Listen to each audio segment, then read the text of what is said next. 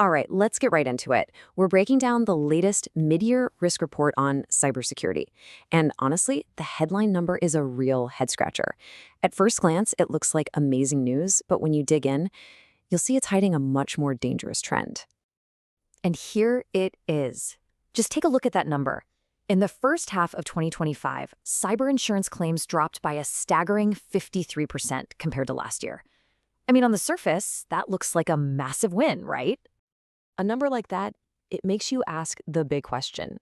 Are we finally winning the war on cybercrime? Have we turned a corner? You'd certainly think so, but the data is telling a very, very different story.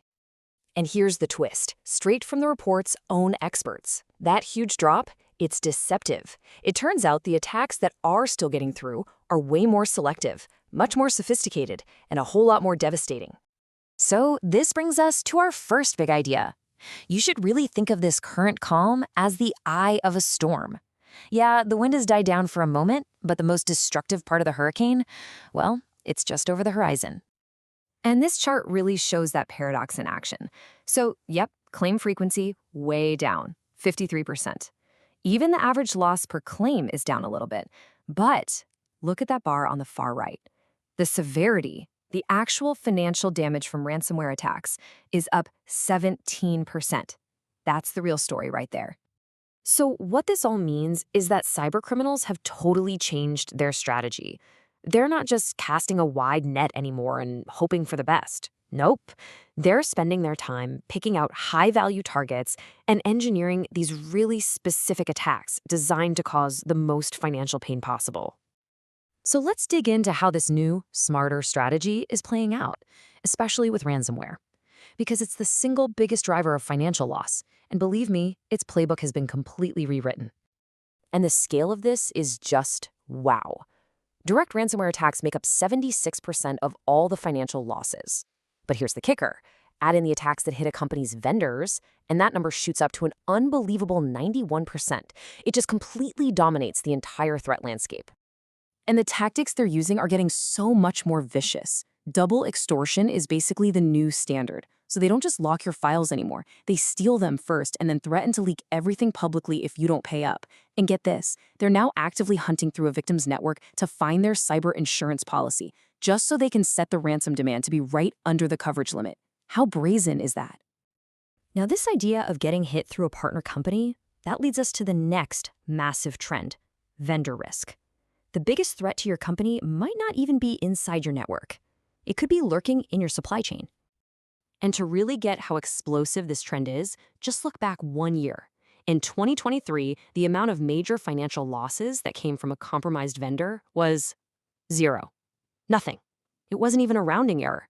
Now, fast forward to 2024. Boom, it exploded to 22%. In just 1 year, a threat that was basically a non-issue financially became responsible for more than a fifth of all losses.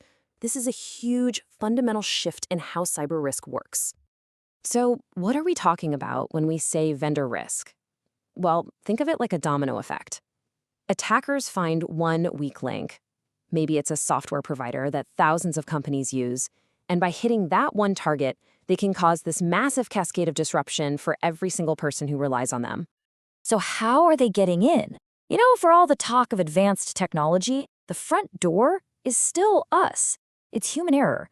Phishing, social engineering, that's still the #1 point of failure. And now, that classic tactic has a powerful new weapon, AI. And AI is an absolute game changer here. A traditional phishing email, maybe it tricks about 12% of people. But these new AI-generated campaigns, which can create flawless, super personalized, and incredibly convincing messages, they have a success rate of 54%. They're literally over 4 times more effective. Okay, so who are the people actually behind these more sophisticated, AI-powered supply chain attacks? Let's take a quick look at the threat actors who are causing the most damage. The data shows it's really just a few key players who are responsible for the lion's share of the financial pain. And one group in particular, called Scattered Spider, is responsible for over a third of the total financial impact, a massive 37%. And this group, they're different. Scattered Spider is a highly sophisticated English-speaking crew. They don't just hit random targets. They focus all their efforts on taking down entire industries at once to cause maximum chaos. Their playbook is deceptively simple, but also incredibly effective. First, they pick an industry, say retail or aviation, and they learn all its weak points. Then, they use advanced social engineering, often involving actual phone calls and real-time chats with employees, to basically talk their way past security. It really blurs the line between common cybercrime and something more like state-level espionage. So what does all this look like in the real world? Let's take a look at the actual damage these attacks are causing across different sectors of the economy. And the numbers here are pretty sobering. In manufacturing, the average ransomware claim is now over $1 million. In healthcare, it's even higher, 1.3 million. And just look at retail. The attack on just one company, Marks & Spencer, is estimated to have cost them £40 million every single week they were trying to recover. We're talking catastrophic financial damage.